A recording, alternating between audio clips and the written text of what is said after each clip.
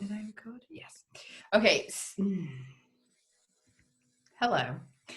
So today obviously is Ghost Day, which I think more people were excited about than Religion Day for some reason. Weird. And I will be still popping a bit of theology in there for you, obviously. It's surprise theology. But the title is obviously I Ain't Afraid of No Ghosts, Spectres, Spooks and Frauds. So often with the Gothic, and when we're thinking about ghosts, we often think about like how they're deployed, how they're coded, what they're led with. We think of them sort of allegorically and symbolically, like about psychic trauma and the return of the past. But what I do, obviously, and what I'm interested in doing is having a look at the ways in which Gothic ghosts reflect ghost belief and how we can see the ways in which the varying ideas about ghosts manifest themselves in Gothic texts. As usual, I'm going to be sticking mostly within my period of time, the 18th and 19th, early 19th centuries, but it's going to be a bit broader today in a pasty kind of direction. So the first part, if you've not been to one of these before, there's 3 parts and there's 3 breaks after each one with time for questions. Please put your questions written in the chat for the first 2, and then the third break we can have visual questions if you don't mind being on the recording. The first part is going to be a sort of history of ghost belief and how it developed in Britain from sort of the pre-Reformation period up to the 18th century. The second part, we're going to be looking at how that manifests in actual Gothic texts. And then in the third part, we're going to be looking at sort of how that developed and went on into the 19th century. So hopefully it will be interesting and full of new information. There's lots of little ghost stories as well to sort of lighten the load, because I know that last week was a bit content heavy. Also at the bottom of this first screen, you can see my Twitter handle and the hashtag. So feel free to use both if you want to live tweet or chat with each other. And just as an intro, that picture there is obviously the bleeding nun from Matthew Lewis's The Monk. And I will come back to it later, but I thought it was such a great picture. I put it in the opening slide.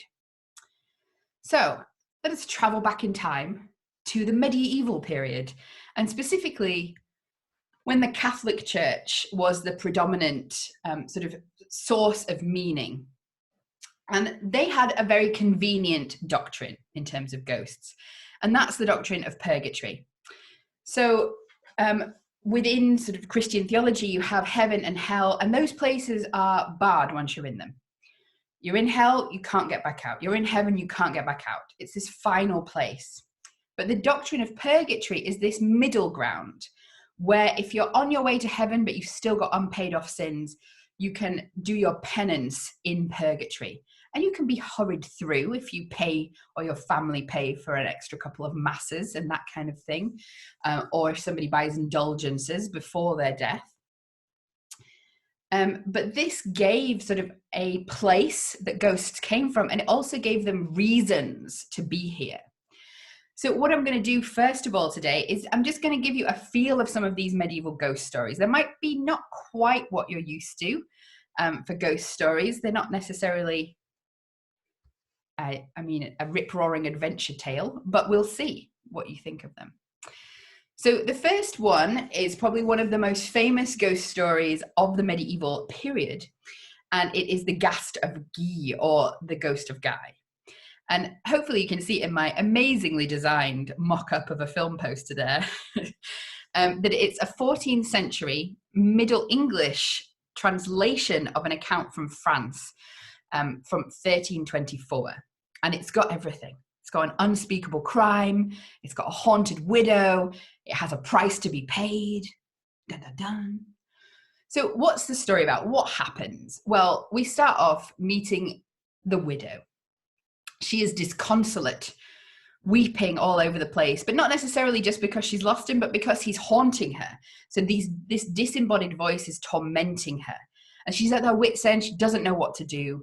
And so she goes to the local Dominican friars. And obviously it's quite underlined that they're Dominican, a little bit of territorial propaganda there. And she's like, can you help me, please? I need to get rid of this disembodied voice in my house. I don't know if it's him. I don't know if it's an evil spirit.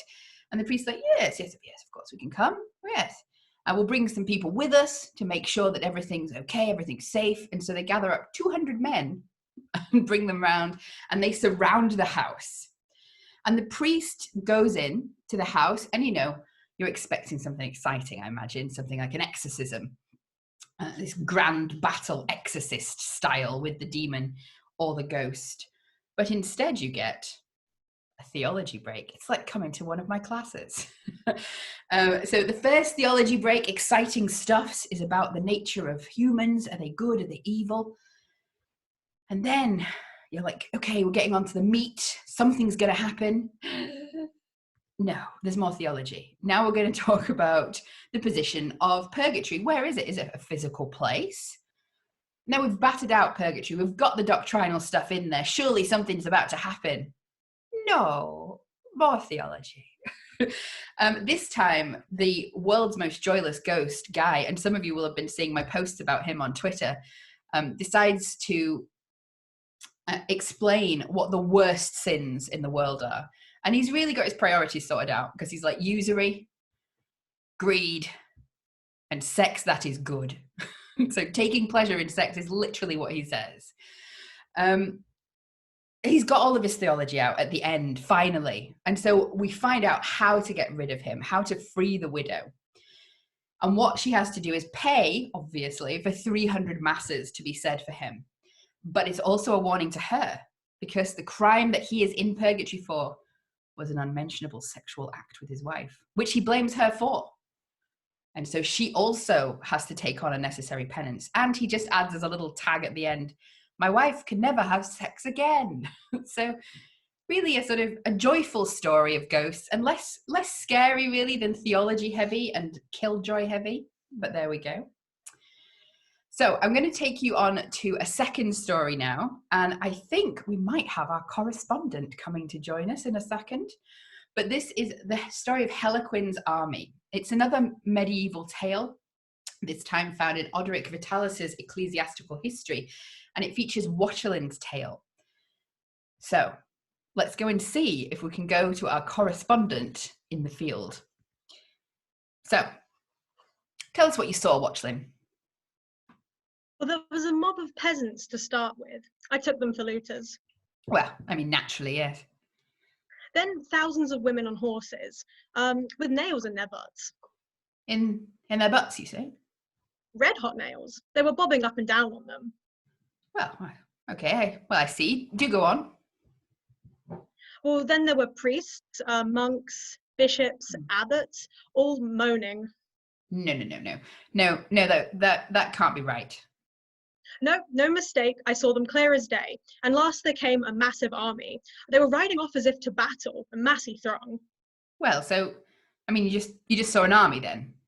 Hardly. If it was an army, I wouldn't have been frightened out my skin. That's a fairly regular occurrence these days. What scared the crap out of me was... What? Mind your language, by the way. I knew a lot of them. They were men and women I'd lived alongside until they died. And then there were others being tortured. Tortured? As they walked? Yes. Or were carried. Demons sat amongst them, tormenting them. Huh. Oh, dear Lord. But Watchlin, you seem to be bleeding. Well, I tried to take a horse as proof and they stopped me. You tried to take a horse? What's wrong with you, man? No comment. So that's how you were injured? No. That was from the knight William of Bloss. He saved me from the others while I was taking the horse. But then I refused to help him right the wrongs that he'd done in his life because he was a bad guy and I don't help bad guys. Right, but what about that poor family though that he wronged? Moving on. Okay, how did you escape? My brother saved me. Your brother Robert, I remember him. Oh, but wait, isn't Robert dead? Yeah. He's working out his term in purgatory, you see. Purgatory, you say? Perfect. I do love a bit of theological propaganda. Now get yourself home, Watchlin, and rest.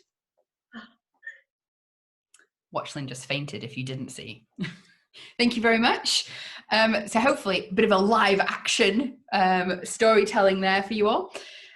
you can see a couple of similar themes there. Doctrine of Purgatory seems to feature quite a lot, and there's a nice little bit of theological propaganda, and also probably the world's least attractive hot monk, because he is described very precisely as being very attractive in the text, and then he turns out to be such an awful human being. So what's the deal with ghosts and purgatory? What's the connection? Well, as Shane McCorriston has said, and that's in the bibliography for the full reference, purgatory meant that the world of ghosts was remarkably well-ordered, secured, explainable, both doctrinally and logically. So logically, it made sense. The ghosts had somewhere to be from. There was this temporary state after death. So it explained how these souls of men were able to be wandering around, but also doctrinally. And it also gave them a reason for being there. They were returning to warn people about the punishments ahead, or they were returning to plead for them to buy more masses or say more prayers. Also, of course, it was quite lucrative for the Catholic Church. Now, when we get round to the Reformation in the 16th century, the Protestant Reformation people, they're not particularly keen on this. For a number of reasons, but they reject purgatory. It becomes like a key doctrinal issue, and it's regarded as, in words of Sasha Handley, unscriptural and unscrupulous. So I've got two examples here, one for unscriptural, one for unscrupulous. The first is from John Verron. He wrote The Hunting of Purgatory to Death, which feels like, he wasn't pulling any punches with that title. And it's from 1564. And just in case you can't read it because of the typescript, he says, by this abominable doctrine of purgatory, the true purgatory of the Christians, which is the most precious blood of the only begotten Son of God, our Saviour Jesus Christ, that doth truly purge and cleanse us from all our sins, when by the hearing of God's word our hearts are through faith sprinkled with it, is altogether abolished. So he's basically saying, if you believe in purgatory, if you believe in this sort of penance and paying for your sins, you're basically throwing Jesus's grace in the bin, saying his sacrifice wasn't enough, it wasn't worth it. So there are these key doctrinal objections to purgatory, but it's also conceived of as being very unscrupulous, an invention of the Catholics in the 11th or 12th centuries, of the Catholic Church in the 11th or 12th centuries, which is basically just a scam. So you see that opinion in John Hartcliffe. Over a century later, he's still having a go at purgatory. And he says, among all the errors of the Church of Rome, the superstructures that she hath made of hay and stubble upon the substantial doctrine of Christianity, the fable of purgatory is one of the most notorious, invented on purpose to increase the treasury of the church by putting the grossest abuses upon the ignorant and unwary people, over whom she hath got such an absolute dominion as that she can make them believe what she pleases, and then can impose her additions to the word of God as infallible decrees.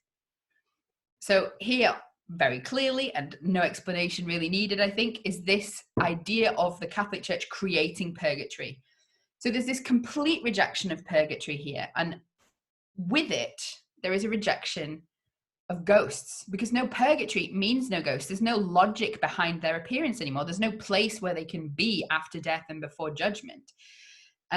There's no theology to account for ghosts as the spirits of the dead. And you see this in the writing of authors like Martin Luther, for example. But what then do you do with all these stories? Stories, for example, including the biblical story of the prophet Samuel being raised by the witch of Endor, which I'll go back to later. And the stories that people have had over centuries where they've seen people after they died. How do you explain all of these sightings? Well, they didn't dismiss them, say that they'd never happened completely. What you had was an explanation. It wasn't a ghost, it was something else. And obviously the answer is a demon. I hope that gift came through. So this is what's called, in the words of Joe Bath and John Newton, the demonological interpretation. So the idea that whatever you're seeing, it's an evil spirit. It's not a ghost. Ghosts don't exist. And this is sort of paraphrased here by Martin Luther, or phrased first by Martin Luther. All ghosts are not men's souls, but evidently devils that amuse themselves thus to deceive the people with false claims and lies, or unnecessary to frighten and trouble them. So you have this rejection of the ghost, and it's also coterminous with what the doctrine known as the cessation of miracles. So this was also a post-Reformation idea which rejected the idea that miracles are still happening. Miracles, according to the cessation of miracles, were confined to biblical times. And so you've got this antagonism to these miracle stories and these supernatural stories, in a great part because they're being used by the Catholic Church to sort of forward their claims. So you have this for at least, you've got this going on as the predominant narrative in Britain for at least 100 years within the main church.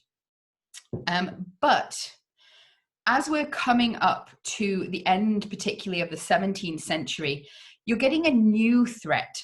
So all of these interpretations, this rejection of the ghost, is based on this rejection of the Catholic Church. But as you're moving towards the end of the century, the Catholic Church is becoming less and less of a threat. It's lighter in terms doctrinally speaking. But what is becoming the major threat is atheism, deism, and irreligion. So the Hobbesian materialism, for example, that there is no immaterial self, there's no spiritual self, there's just material. And these are the threats that the church is facing at this point. These are the things it's wanting to combat. It's also worth noting that just off in the corner as well is an increasing threat, which is the dissenters and how they are starting, and they have been throughout the 17th century really, how they're using miracles and how they are using ghost stories. So that's a little bit on that same side as Catholicism, but still the major fear at the end of the 18th century is really this threat of atheism. So you get what's called anti-Sadducean literature. So the Sadducees, if you're not aware of the term or the term's usage within the Christian church, it refers to this perception of a particular group of Jewish elders, let's say, mentioned in the Bible, who reject the resurrection. So they deny the resurrection of the soul and the body. And so you get this literature which is contesting this Sadducean idea that there's no resurrection, there's no spiritual self. The most obvious is the Sadducismus Triumphatus of Joseph Glanville from 1681, which obviously literally translates as the triumph over the Sadducees. And then you've got other books like Thomas Tryon's A Treatise on Dreams and Visions, John Aubrey's Miscellanies, Daniel Defoe's Essay on the History and Reality of Apparitions, and the anonymous Life After Death. And what these are collections of things like miracle stories, vision stories, ghost stories, which seek to combat this sort of the spread and rise of materialism, of atheism, of deism.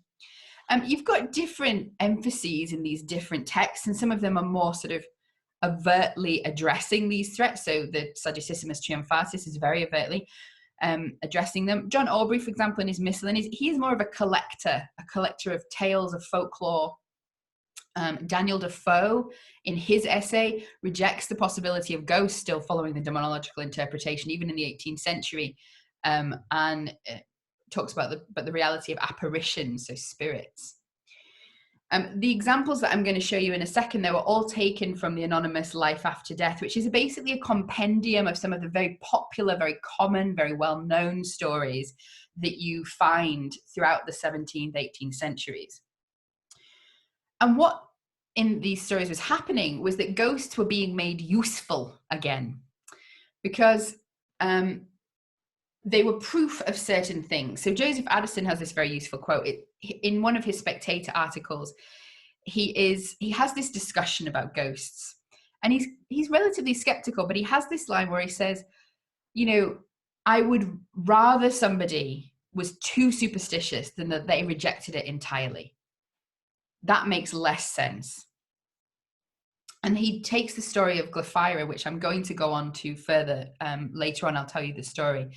But he uses this apparition of a ghost to Glaphyra, and says that it offers the most certain proof of the immortality of the soul and divine providence. So ghosts were used to show evidence that there is a soul separate from the body, the life after death. Also, they were used as evidence of providence, so God interacting with the world, and through an active providence as well. And also, there was this sort of readjustment of the Protestant position, because originally, obviously, with the Reformation, they've been trying to move away from the superstition of the Catholic Church, as they put it, and how that sort of controlled people and how fear was the central ingredient.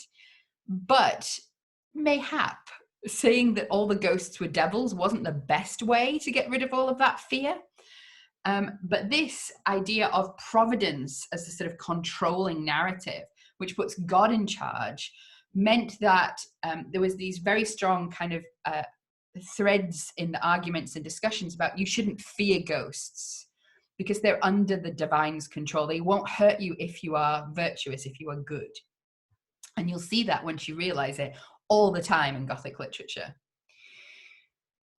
They were also used to support the integrity of the Bible. There was a kind of mutual relationship there between the Bible and ghosts. So the Bible was used to say, well, look, there was a ghost in the Bible, so ghosts can exist. But also, there's this idea of, well, look, ghosts exist, so that ghost in the Bible was real. So there's a bit of mutual aid there. So let me take you through a couple of the common stories that we've got in the period, and they'll show some of the common tropes and concerns that we're finding in these stories and the idea of the ghost and the ghost's purpose that is appearing in them. So the first one, you can possibly see the picture in the background, is a murder most foul.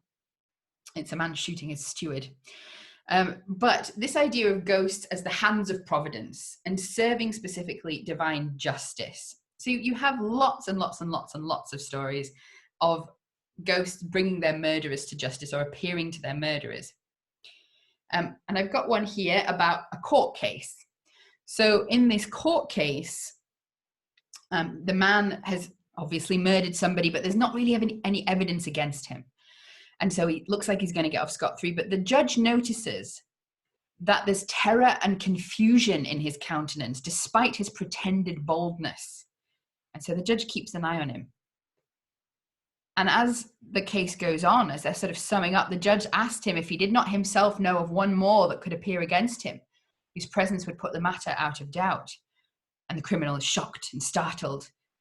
And he says, "My lord, he is not a legal witness. No man can speak in his own cause, nor was the wound I gave him half so large as what he shows against me."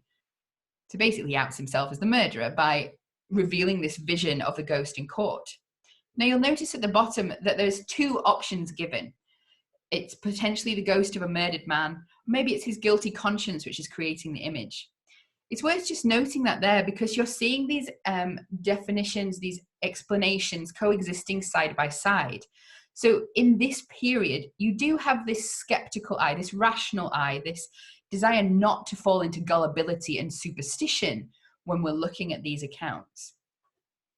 But you also have left open that possibility that it really is a ghost and that they do act as agents of justice.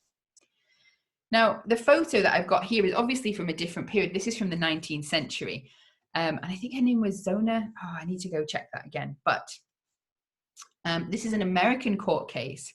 And I think it's the only one where a ghost's testimony was part of a court case. So she was murdered by her husband, and she appeared to her mother, who then sort of set the investigation off. And he was convicted because the evidence against him was overwhelming. But also the mother testified about this ghost visit in court. So apparently it's quite a prominent legal case and very well known in America. Anyway, just a sort of interesting little aside there. Okay, a second way in which the ghost was perceived of as being part of the hand of providence under God's command was acting as an agent of forewarning. So forewarning, for example, a death, bringing a warning that somebody needs to repent and to change, or that there's some disaster coming. The example that I'm going to put up here is one of the most famous from the period. It's about the Duke of Buckinghamshire. And it features a servant of the house, or a servant of the family, who is visited by George Villiers, the father of the Duke of Buckingham. And, the servant's just sleeping, having a wee nap.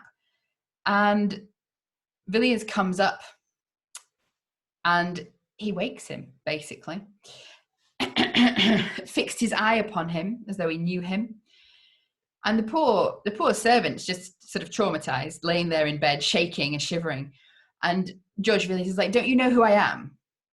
And he recognizes him. He recognizes him from his clothes. And he says, yes, I do, yes. But you're totally dead, though. George Villiers says, "I want you to do a service for me. I want you to go speak to my son, tell him he has to start doing stuff differently or he's going to die." And at the end there, that last paragraph, "After this discourse, he disappeared. And the poor man, if he'd been at all waking, slept very well till morning, when he believed all this to be a dream and considered it no otherwise." I'm going to talk more, by the way, later about this overlap between the dream and the ghost, but just suffice to say that at this period, saying that a ghost appeared in a dream isn't saying that it was imaginary, isn't saying that it was made up. There's a lot of crossover between the dream and the ghost in this period. But so the guy, he thinks, it was all a dream, nothing happened. It was just a dream, nothing else. And so he ignores the warning, but George Villiers comes back. And this time George Villiers is a little bit irate. "Why haven't you gone and talked to my son?" And I was like, "Well, I didn't really think you were real, and he's a duke and all." And I was like, "Talk to him." And so the servant, doesn't. The George Villiers comes back and is like, "Look, talk to him or I will haunt you forever." And the servant's like, "Well, I don't know how. How do I get to talk to a duke?" And George Villiers explains to him how to access the duke. And he goes and he speaks to him. But it doesn't seem to do much good because he still dies at the appointed time anyway. There's also an interesting thing there in this story, and in quite a lot of these forewarning ones, that the forewarning never seems to do much good to anybody. And I think there is a crossover there with some of these fears about the demonological interpretation and the idea of, are these ghosts actually ghosts, or are they foretelling the future for bad reasons, to bring people to sort of strife and despair? Either way, common turn. Okay, the next one, you might have heard of this as a ghost story. There are various versions of it. Different people have done it over time. The version that I'm going to be talking about is Major Sydenham and Captain William Dyke. Also, if you're on Twitter, you might have seen me posting about this yesterday. So they had a fairly traditional kind of take on this story. As usual, there's some debate about theology between them. The captain presumably is the one who's a little bit more Christian, a little bit more holy. But they're discussing souls and life after death, etc. And they say, okay, look, well, whoever dies first, 3 days after he dies, 3 days, just like the resurrection of Jesus there, 3 days after he dies, he'll come back to a specific place at a specific time. And so they make the pact, shake on it. And after the major has died, the captain is with his cousin, a doctor, with whom he is sharing a bed, which he makes a point of telling us.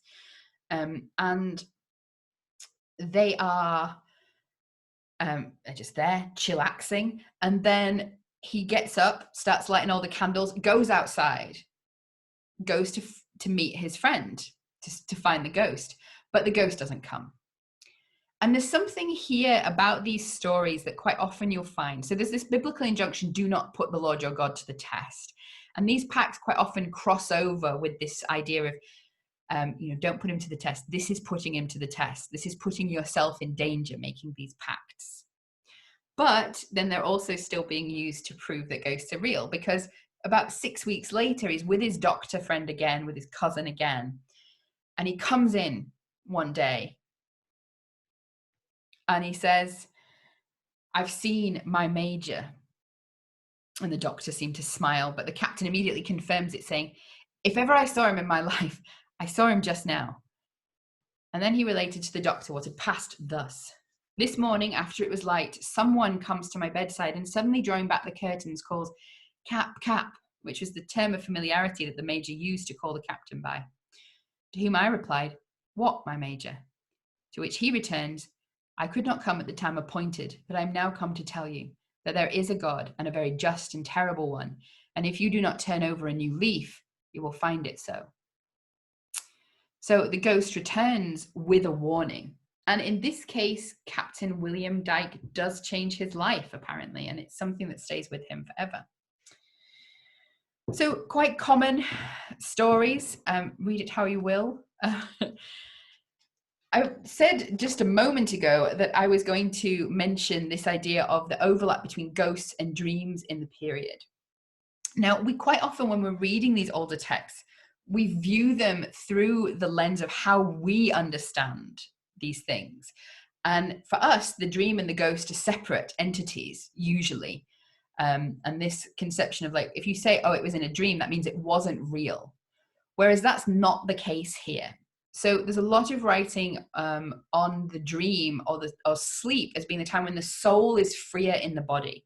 And so, as you find in Thomas Tryon here, by reason of that affinity or similitude between incorporeal beings and the soul of man mentioned in the last chapter, it comes to pass that souls departed or separated from their bodies, which divorce we call death, do often communicate their desires and reveal various secrets unto their friends. For dreams are incorporeal, and the souls deceased have no other way to impart their secrets. So this idea that in sleep is actually when ghosts can come to you and can communicate with you. So it's not perhaps what we expect, because we would often, dismiss something that happened in a dream. And there's an interesting example. There's lots and lots of interesting examples of ghosts appearing in dreams, but being included in these ghost narratives. And you'll also find it, I'll point it out when we get there, but you'll find it in the Gothic as well, in books like The Old English Baron and The Romance of the Forest by Anne Radcliffe. But back to that story that I told you about before with Glaphyra in Joseph Addison in The Spectator. Glaphyra is a Roman lady, well, in Roman times, and she married a chap, and then he died, and she married two more chaps, and the first guy isn't happy about this, particularly because the last guy that she marries is actually his brother, her brother-in-law, which is, beyond the pale.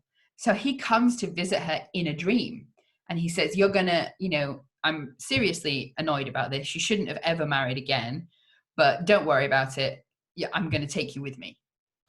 And 2 days later, she does die. So what a great story. Romantic. And she gets taken away, and the dream comes true. So the ghost visited in the dream, basically, is the idea of this story.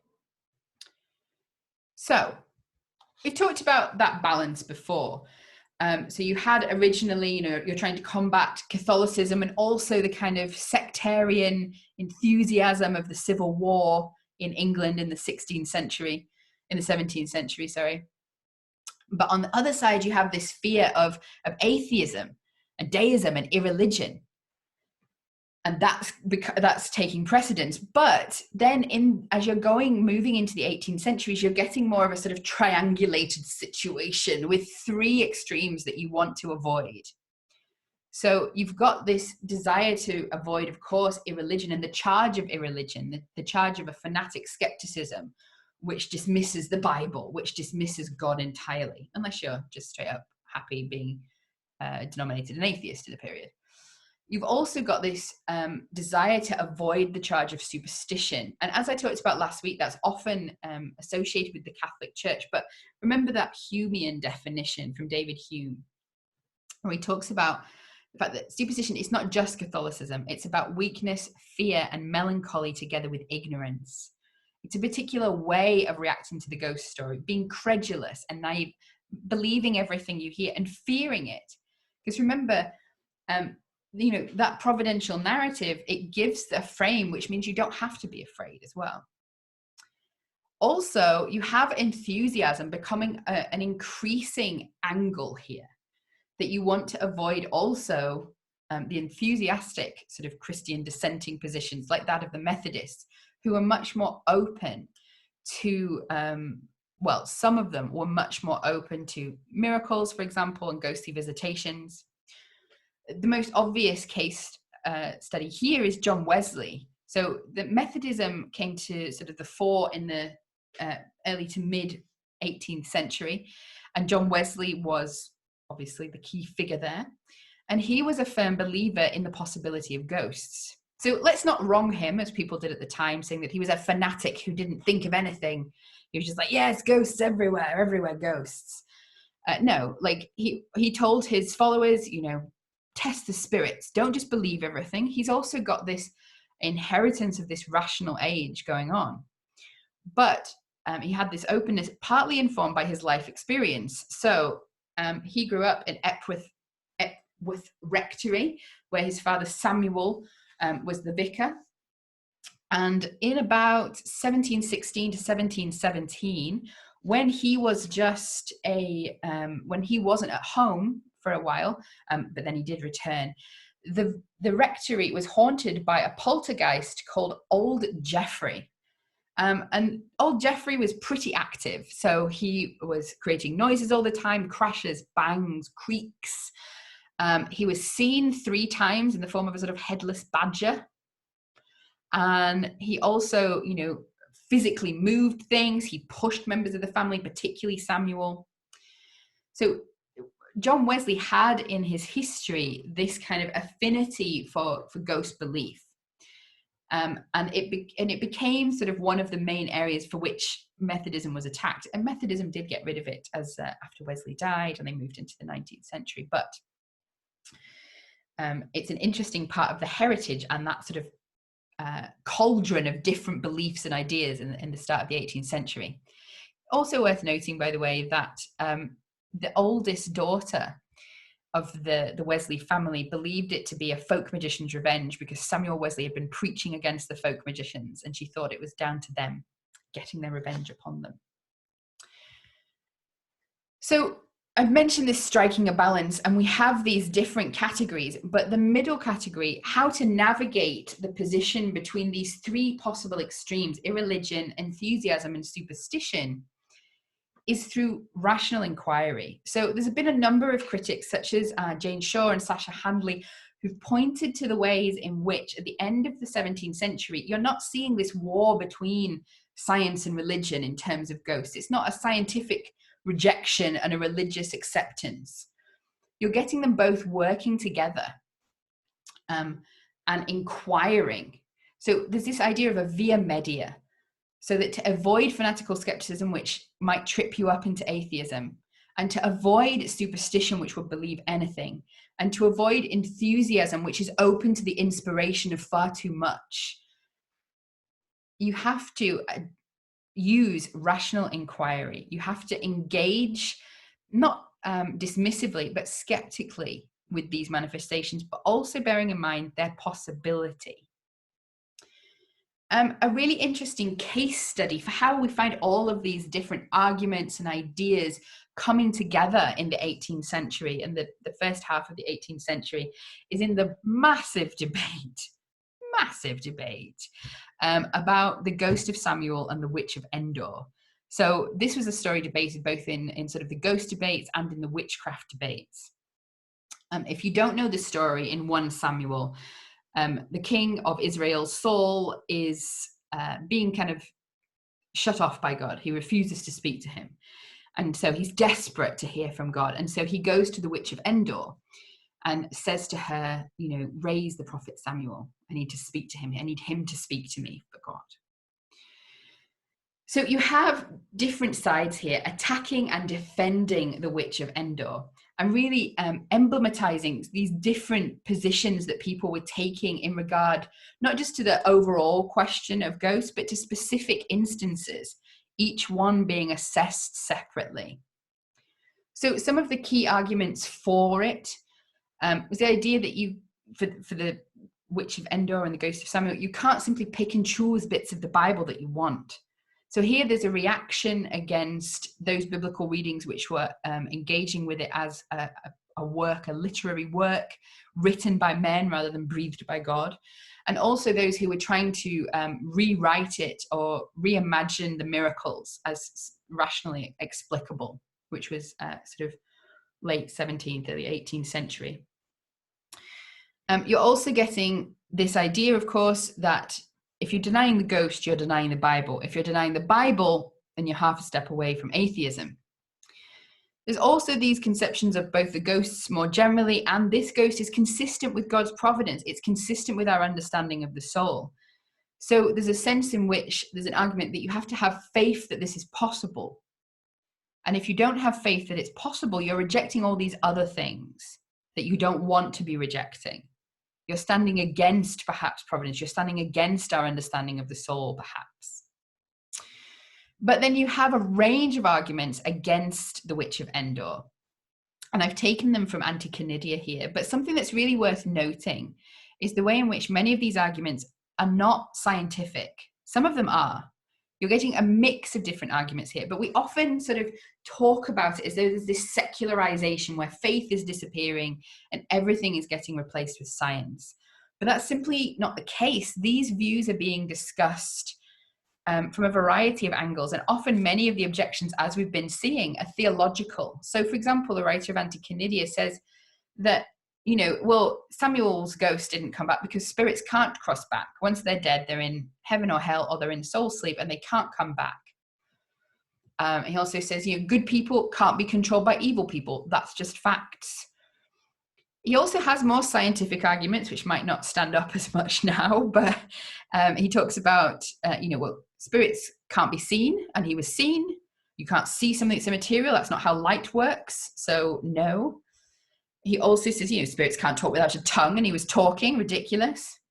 And then more kind of general critiques. So applying logic to these stories, not accepting them or rejecting them on a priori things, but inquiring into them. And he says, well, you know, like, why would God speak through Samuel if he's refused to speak through any living prophet? Doesn't make any sense. He also reads it, a very close reading of the text, and suggests, you know, that this is actually, it's a hoax by the Witch of Endor, that this is all a deception and an illusion on the part of soul, a delusion on the part of soul, sorry. So these are the arguments for and against Samuel and the Witch of Endor. And you also see these arguments being used in terms of the actual ghost sighting cases, some of which I'm going to have a look at quickly after this. There are a range of other different arguments. And again, you're seeing this mix of the theological, the scientific, the logical. So the writer of Anti-Canidia says they're a waste of a miracle. It's a petty thing for God to waste a miracle on, sending spirits out of wherever they're kept to, you know, help somebody find their gold or avenge a murder. What? Also says it's logically inconsistent, because either they can't come back on their own and God sends them back and it's a miracle and then it's a wasted miracle, or they can come back on their own. They're in some in-between place. Then why don't all of them come back? You'd think. He also says it's not a suitable method for God's communication, because it arouses superstitious awe rather than religious love, More scientifically, he suggests the need for further investigation. Also that most of those investigations was to prove things. There's also more standard critiques from him and other writers of ghosts as Catholic propaganda or as enthusiastic propaganda being used to back up their theological positions and arguments, their claims. There's also the famous John Locke quote that this is the stuff of servants and nursemaids. It's their superstitions. It is worth putting a little caveat in here, because when John Locke's talking about this, he's talking about those folk tales, those spooky tales that serving maids are telling the children. And there's a sense in which there's a rejection here of that superstitious fodder based on folk traditions, but sort of out with the theological logic of the church. The main problem, though, for the ghost from the Reformation onwards, really, within Protestant Christianity, is that there isn't a theological explanation for it. It's always going to be a contested site, because there's no sort of very clear grounding for where they come from, how they come back, who sends them. These questions remain effectively unanswered within Protestant theology. So there's always back and forth about the ghost during this period. So what I want you to bear in mind is I'm not saying that these against arguments superseded all the 4 arguments that I just mentioned. That's not the case. It's not that suddenly people stopped believing in ghosts. These arguments coexisted. They were applied by different people to different cases. And there were continually cases of real ghosts appearing in England, in Britain in the period. And again, the argument started again. And the main way in which these were starting to be really interacted with was, again, holding that possibility of belief and investigating, but with skepticism. The most famous case, which was a massive, perhaps for some critics, they get a massive paradigm changer. I'm not sure myself that we can call it that, because there are so many of these cases in Britain in the period. But the Cock Lane ghost happened in 1762 in London. The principal dramatis personae are William Kent, Elizabeth Lynes, Fanny Lynes, Richard Parsons, and Elizabeth Parsons. So William Kent and Elizabeth Lynes were married, and then Elizabeth departs from our story because she died. Fanny had come to care for her, and I don't know if you're raising a hand to tell me that something is wrong.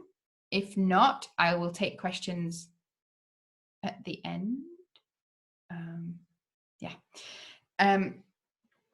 So yes, Fanny Lynes has come to look after Elizabeth Lynes and ends up entering into a relationship with William Kent. It's actually, sort of by all accounts, it seems quite sweet, but who am I to go and talk about history and imagine relationships?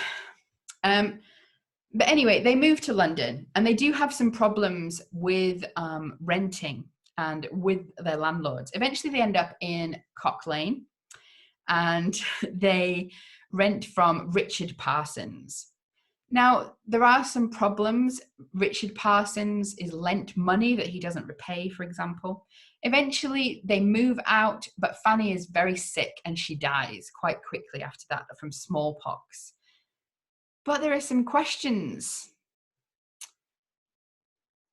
There are some questions because of the ghost. So previously there'd been maybe some knocks, some scratches in the house. But after she dies, these hauntings in the Cock Lane house, not where she died, in the Cock Lane house, become more extreme. There's a lot of noise, there's a lot of activity, and it all seems to centre around Elizabeth Parsons, the daughter of Richard Parsons, the owner. And what happens is that they start to communicate with this ghost using knocks. And so there's a sort of 1 for yes, 2 for no deal going on. And through these knocks, they have a conversation with the ghost, and the ghost identifies itself as Fanny and says, she was murdered by William Kent. Now, Fanny's family, who haven't been mentioned thus far, they were all too willing to believe this because she'd left all her money to William Kent. They'd both written wills that left their money one to the other. And so they started to accuse William Kent. And then it became this whole circus. It became hundreds of people, thousands of people ended up paying and visiting the house to see the haunting. So you certainly have the Cock Lane ghost here as really this move towards the ghost as spectacular, as entertainment. People, they're not coming afraid. They're coming maybe to experience the frisson, but they're not running and afeared of this ghost. There's this curiosity and this inquiry, this element of spectacle, and it becomes sort of a fashionable activity as well. You've got people like Horace Walpole of Castle of Otranto fame coming and visiting. But what happens with this case is that you get a team put together to investigate it, including, excitingly, Samuel Johnson, who most of you will have heard of. And this dream team comes together, visits the house, but don't really hear much from the ghost. Sets up an assignation with them in the tomb where she is, the crypt. She doesn't turn up. And so they have to admit that this was a hoax. So you have them here deploying this via media, this possibility, mixed with skepticism ending in investigation.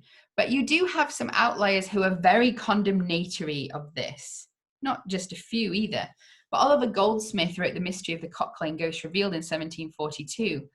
And his argument is basically William Kent's life was ruined by this, absolutely destroyed.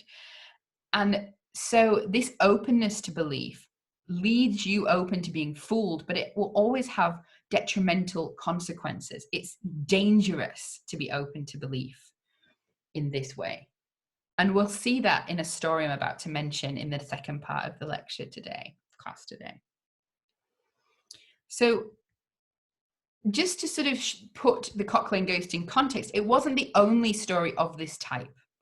Another example that I'm taking from an article by Jonathan Barry called Public Infidelity and Private Belief, which is great, is a very close study of one specific incident that happened in Bristol in 1761 and 2.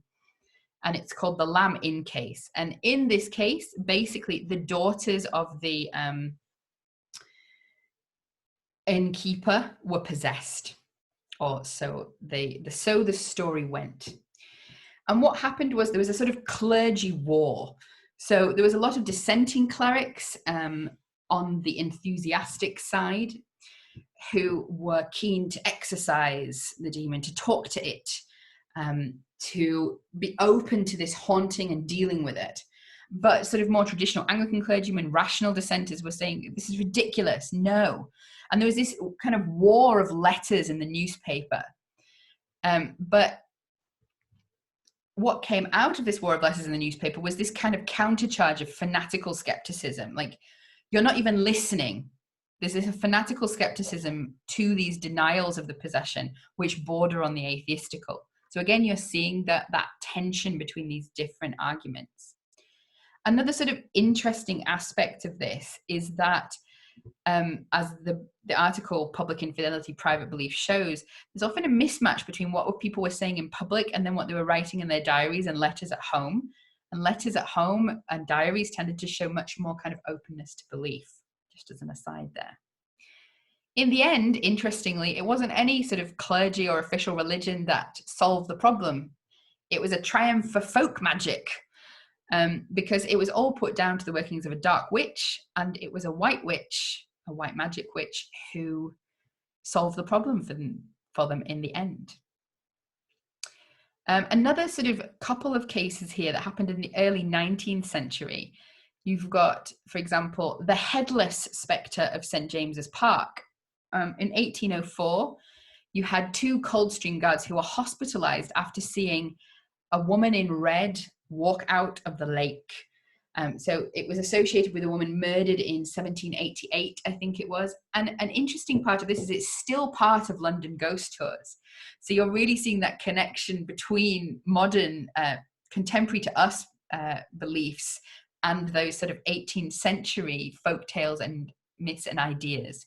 Well, they weren't folk tales at the time. It was sort of eyewitness accounts. There's also, with the Headless Spectre in St. James's Park, there was the shadow of perhaps this was fraudulent, because there were quite a lot of fraudulent ghosts bobbing around at the beginning of the 19th century, interestingly enough. And I read a really good article on this, and I really do need to find it because I mentioned it this morning as well. But there's an interesting article about the way that actually this kind of dressing up as ghosts and pranking was often used sort of quite maliciously to engage in crimes, including quite often sexual assault. So the Hammersmith Ghost was a real problem in Hammersmith for quite a while in 1803, to the extent that they were sending out armed patrols. Now, it turned out that this ghost was just some person in a sheet, because one point, running away from the police, he dropped the sheet fell off. But this story ends in tragedy because Francis Smith was was part of one of those armed patrols, and he saw Thomas Millward coming home from work dressed all in white as befitted his profession, and he shot him in the jaw and killed him. So you had apparently a case that was very important in the British legal system for a very long time, to do with culpability in self-defense. But he was condemned for murder in the end. So you've got all of these different cases which are reopening continually the ghost debates and are also showing kind of the widespread nature of continuing ghost belief. So just before I end this section, there's a question that I have, which is, do you believe in ghosts? I'm happy if you want to write about it and chat about it in the comments. That's what happened in the first group. But the reason I'm asking this is because all too often when we're talking about Gothic studies, and I'm thinking about the next part now, I'm preparing us for the next part. When we think about Gothic studies, we think about this, or we keep talking about this secularization. The ghost beliefs didn't matter anymore. But if I ask you, do you believe in ghosts? Some of you do, I imagine. Some of you will. Some of you will have had experiences. Some of you will have heard stories that you believe from sources that you believe. Some of you will have a particular belief system which includes the spirits of the dead. So ghost belief isn't dead now. So why would we presume it to be at the end of the 18th century? And the people producing texts, they're individuals with differing positions and opinions regarding the supernatural. So one of the ways in which I think it's really useful to think about secularization when we talk about the secularization of the 18th century is to follow Charles Taylor's definitions and ideas about it in the secular age. And he talks about it as secularism isn't about the separation of church and state it's not just about this idea of a decline of faith or faiths, but it's the idea of a pluralism of outlooks, religious and non and anti-religious. And he suggests that in a secular society, we can't help but be aware that there are a number of different construals, views which intelligent, reasonably undiluted people of goodwill can and do disagree on. So the same as today in the 18th century, what you have is an amalgamation of lots and lots of different beliefs, which are all coming together and interacting, reflected. They are going to be reflected, as we see, in the works of the Gothic, sometimes just reflected openly, sometimes critiqued. But what you have is a very close relationship between these often very complicated conceptions of belief, ghost belief, at the end of the 18th century and the Gothic. So, question time. I hope you appreciate my BuzzFeed gifts. There we go. So, if you have a question, do pop it in the chat for me, and we'll have some question time now for a bit. I don't know if you had a question, you wrote it in, Kate. It might have got lost if it was further up. Deism. Yes, deism isn't one thing, so it's a pretty big topic. But if you think of deism, or how deism was often used, was this use of this understanding of a religion which did not rely in any sense upon revealed religion. So it didn't rely on the word of God in the a biblical text, a scriptural text, for example. But deism often is associated with writers like Lord Shaftesbury, and often with the nature of religion.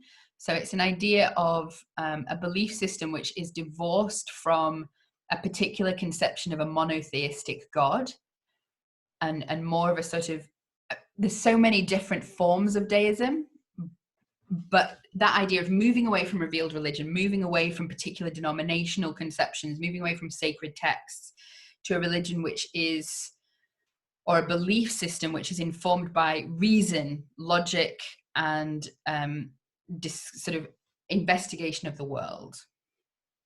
Yes, many of the American founding fathers were deists. As I say, it's quite a big topic, and it does change as well. So you get these currents in deism and how it's expressed, but you'll often see a move away from kind of overt Christianity, but towards a system which still bears quite a lot of similarities in terms of, for example, ethical systems, etc. Mm-hmm.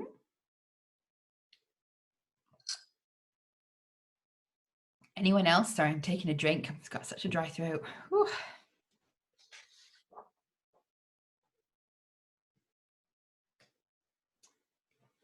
No worries.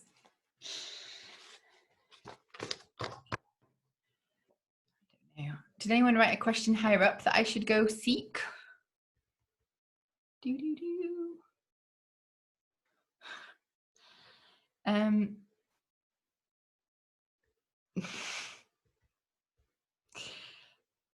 Yep. Don't know what I'm seeing you writing about, Heather. Oh my goodness. It's very hard to keep a straight face when I read through the chat sometimes. I obviously don't manage it at all. Have you read the novel Wieland by Charles Brogden Brown? Yes, I have. I've only read it once though, so it's not one that I'm super familiar with. Obviously, sort of the theological aspects of that are very interesting.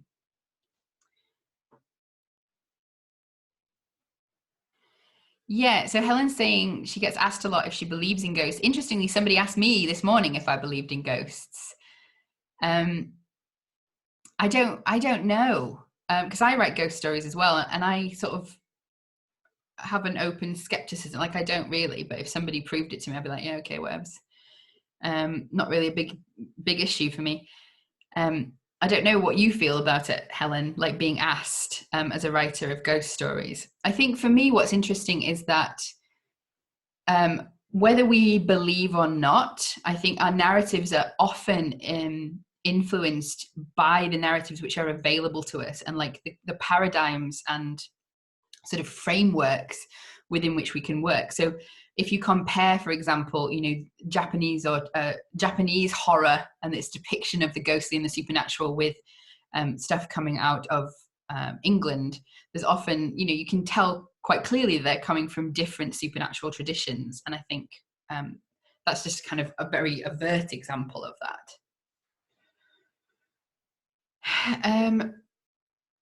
Do you find that the American idea of ghost differs from that of the British idea or European ideas in general? I mean, I think it's quite a broad question for me to ask, especially if you're thinking about now, because you have all of this diffusion of different cultures informing how ghosts are perceived. I think certainly like in the early Gothic, you've got a lot of parity between the Scottish Gothic and the Scottish depiction of ghosts with the American tradition, and that sort of like high Calvinist and very evangelical religion.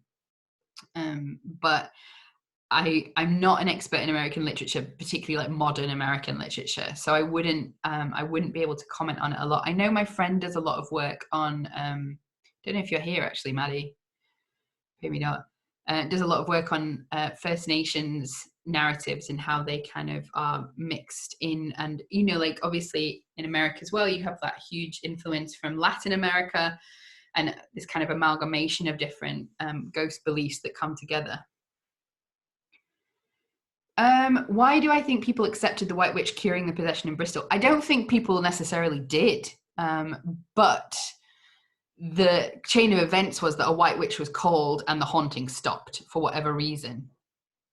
I mean, you still have very definitely in the 18th century, for all of this talk of getting rid of witchcraft, there are a lot of folk practitioners continuing to operate throughout the country, and particularly like strongholds like Cornwall, for example. To the extent, like obviously still today you have folk practitioners that are, some of them are sort of part of a newer tradition, but often you can still get people who are part of a multi-generational tradition in their family.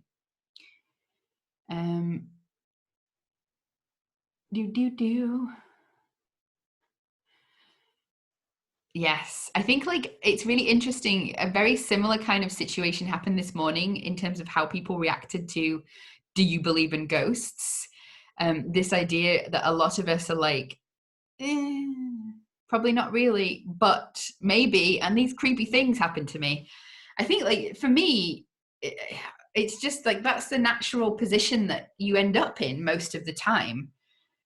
You don't, I don't think in the age that we're in today, most people would be fanatically skeptical, because fanatical skepticism doesn't actually come from a sort of secular belief system. That comes from a very, very rigid religious belief system, usually, I would say. Like when I was in the church, I would have just said, no, they don't exist, they can't, it's demons. So, I don't believe that anymore, thankfully, but there you go. I don't think all churches are like that. Oh my gosh, Such a long one, Louisa. Is that a story of a ghost? Oh, nice. Thank you. I do love the people sharing stories. It's really fun.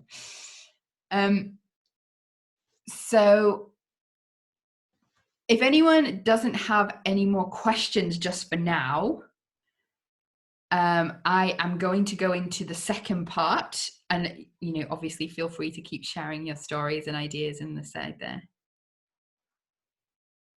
Yeah. Okay, so I'm going to go back into the slides. A ver, share screen. There we go. So what we're doing in the second part is I'm having a look at Gothic texts and how they interact with ghost beliefs, how ghosts appear in the Gothic, what happens with them. And I'm starting once again with the Castle of Otranto. And don't worry, I'm not going to go over the entire plot of the Castle of Otranto for like the 5th time. But it's a good starting place. It's that first Gothic novel, 1764. And we're seeing, obviously, right from the get-go, ghosts are an integral part of the Gothic, although it should be noted that Walpole's style of ghostly depiction doesn't really reoccur until later. The texts that follow him get rid of his style of the supernatural. Also, by the way, in the background there, you found my find of the week, which is the Castle of Otranto like visual novel, which I really want now. I think it looks amazing. Anyway, so what's going on with the supernatural? What's going on with the ghostly in the Castle of Otranto? Well, first of all, you have an excess of it. You have the helmet of Smushing Conrad, which maybe sounded wrong. You have the giant foot in a room. You have the skeletal hermit who's talking to the man in the incredibly tight trousers there. You've also got the haunted portrait, a giant sword. The sainted former owner obviously sailing off into heaven, having been beatified. You've got disembodied voices. And obviously we can read this allegorically. We can have a look at those kind of readings. And you've got this idea of, oh my, look at that. History's coming back to haunt us. Yes. Yes, it is. Literally, the crimes of the past are coming back to destroy the present time. But you've also got a very particular idea of ghost beliefs going on here. You've got a particular interaction with ghost beliefs. So, as I've told you before, the Castle of Otranto was originally published not as a novel, but as a publication of a medieval manuscript, which is obviously not true. But in the preface, the translator's preface to that original, the introduction points to the fact that this was a manuscript found in a Catholic family, and that the principal incidents are such as were believed in the darkest ages of Christianity. So straight away, there's this distancing from these ideas, from these manifestations of the supernatural. There's a straight up admission like, this isn't true. These aren't real. These don't even make sense. Although there's a suggestion that it's fit to its time, but there's an underlying rejection of the supernatural in this description. You also have in that second passage, you'll see the idea that that the text had originally been written by an artful priest who is turning the arms of the innovators, the printing presses, against the people printing and disseminating literature by using it to disseminate his own superstitions. But so you've got this critique of the supernatural that's in it. It's distanced from a belief in the supernatural, is the text, deliberately so. It's used perhaps to create affect, to be spectacular, but it's not used to interrogate or display particular beliefs. But that doesn't mean that it's not theological. It's always theological. So as I discussed last week, but I did it quite quickly, so I'll just go over it again in case people didn't catch it. You have the supernatural here considered as or depicted as an agent of providence. So the helmet, the sword, everything is about providence working things out to punish the wrongdoers and to bring back the true heir. But it's all connected to that moral that, we will be punished, the wrongdoers will be punished to the 3rd and 4th generation. A moral which is queried in the translator's preface and which is shown ultimately to be monstrous a monstrous supernatural for a monstrous providence. This providence which destroys the castle, which destroys the life of the heir, which kills the innocent. And so this combination, this use of this monstrous supernatural ghost kind of world with this motto of providence is used in the end to create a theological critique, not just of providence, but of that moral itself, the idea of inherited sin. And then through that, of course, if you're challenging inherited sin, you're ultimately challenging the doctrines of original sin, which are sort of standard doctrinal beliefs of most Christian denominations. Now, I said that Otranto didn't really start a trend in that type of ghost depiction. And what you get coming up after Otranto, it takes a while for the Gothic to really kick off. And you have a correction of Otranto. That's how she would have seen it, I think. That's how she'd phrased it herself. So you have Clara Reeve writing in 1778, The Champion of Virtue, otherwise known as the Old English Baron, when it was republished in 1779. I mentioned this briefly in the first lecture a long time ago, but it's the story of Edward, who was raised by peasants, but he was clearly a bit more noble than that. So he goes to live at the local castle, you know, they sponsor him and so on and so forth. And then one day he's challenged, he goes to sleep in the haunted wing of the castle.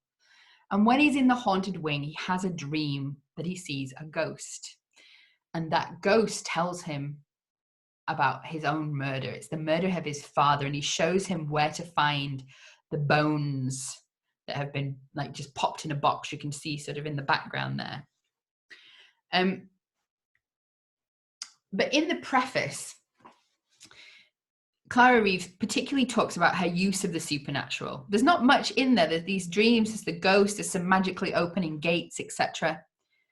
But she is using the supernatural as a corrective to how Walpole used the supernatural. She's saying, you know, Castle of Otranto, with all these brilliant advantages, palled upon the mind. And the reason is obvious. The machinery is so violent that it destroys the effect it is intended to excite. Had the story been kept within the utmost verge of probability, the effect had been preserved without losing the least circumstance that excites or detains the attention. So what she's saying is that the proper territory of the Gothic is supernatural, that is within the possibility of belief, that exists within these frameworks of belief that existed at the time. And what is this supernatural that she views as possible in keeping with current ghost beliefs? Well, it's the idea of ghosts appearing in dreams. It's the idea of ghosts as agents of providence. And it's the idea of providential dreams. So moving on from this kind of watered down supernatural, what we find in that early Gothic next is the infamous explained supernatural. Dun, dun, dun. And I'm using a non-typical definition here because people usually use Walter Scott, but I like Thomas Noon Talfourd. He was Anne Radcliffe's biographer, and he tells us what the supernatural explained is. He notes that in a supernatural explained novel, the author studiously resolves the circumstances by which she has excited superstitious apprehensions into mere physical causes. And he's saying that Radcliffe and those who use the supernatural explained act as though they're sort of following some sort of rules, a canon of romance, which says that you have to get rid of the supernatural as part of some sort of maybe Enlightenment rationalist project, which is trying to get rid of the supernatural. Now, I disagree with his reading, but we can take the bones of that understanding of the explained supernatural, this idea that what appears to be supernatural is found out to just be, you know, have physical rational causes. Like in the last class or in this class, somebody mentioned Scooby-Doo. Scooby-Doo is explained supernatural to a T. But I'm going to give you some more period appropriate examples. So I'm giving you 3 examples from Anne Radcliffe. They're all 3 of some of what I consider to be her most egregious examples of the explained supernatural. The first is in A Sicilian Romance, which was her second novel, published in 1790 or 1791. And in it, the signs are the cries and groans and a light in the castle window at night in the abandoned wing. What could it be? Well, probably it's a ghost, right? No. It's not. It's your mom. She's been locked in the cellar for decades. So there's been lots of different allegorical readings of this, many of which are very convincing and very interesting. So, for example, the mother's imprisonment is sort of a representation of that female oppression under coverture, the basic death in life of the female position in marriage, where she's erased by law in the 18th century. She has no legal kind of identity outside of that relationship anymore. You can also view it the other way, a really interesting sort of taken her resurrection from the cellar is sort of a literalization of a belief in life after death. But you can also just view it as an example of the explained supernatural, sorting it all out with a ridiculous ending. Mysteries of Udolpho, you have a mysterious musical instrument playing at night with no source. And what could it be? Well, the peasants that Emily's staying with tell her that it's an omen that presages death. And it does, because her dad dies the next day. But is it an omen that presages death? No. It's Laurentini.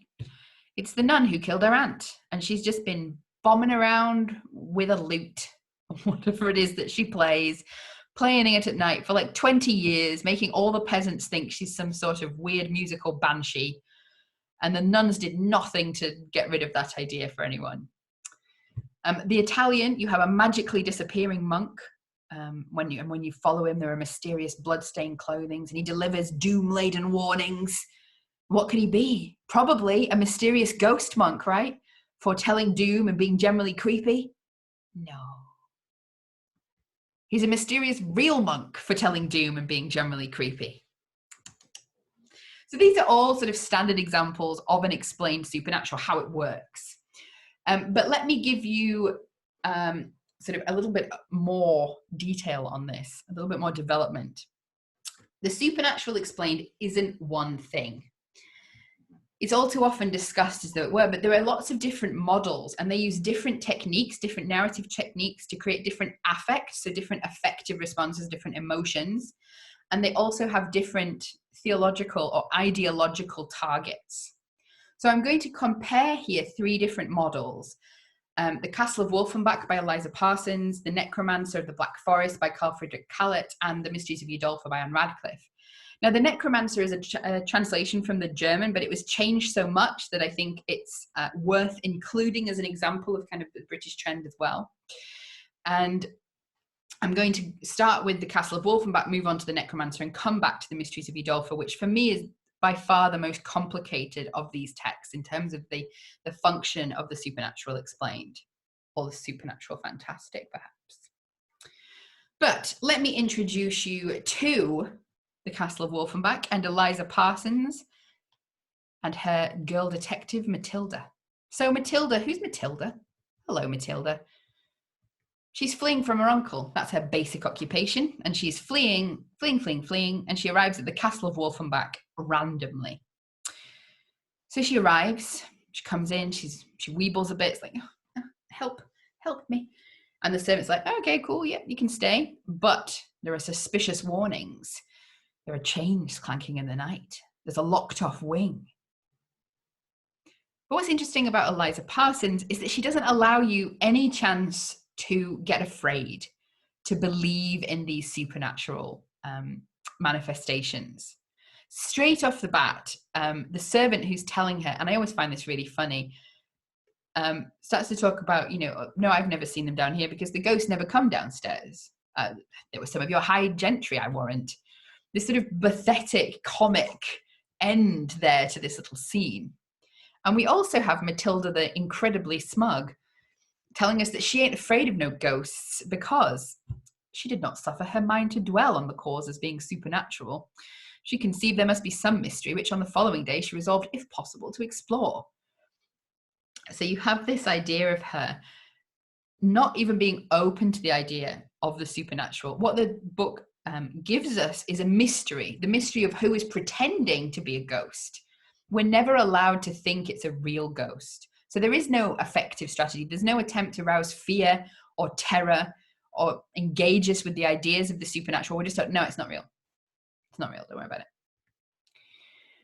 So interestingly, Matilda goes on, and she does make this interesting differentiation. So she says, I never had my mind occupied by any ghosts and could not conceive any actions of my life which subjected me to the terror of supernatural visitations.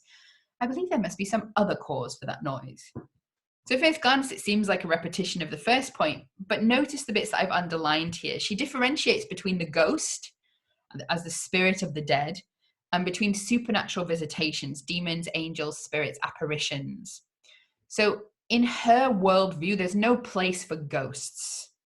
This is based on a worldview which doesn't believe that there's any space between death and judgment. There's no place for ghosts to exist. Spirits, however, yes, the demonological interpretation is a possibility, but she's not afraid of it because everything is under providence. And if you're doing your job well, if you're being good, then you'll be safe. So there are certain particular conditions of the ghost belief that are occurring here. There's no belief in ghosts, but apparitions are possible. Providence controls them. The good have nothing to fear. And the providence and ghosts, in her understanding, are not compatible categories. Now, I'm very happy to go into the theology of that in the break, but I won't test those with it who do not wish for it.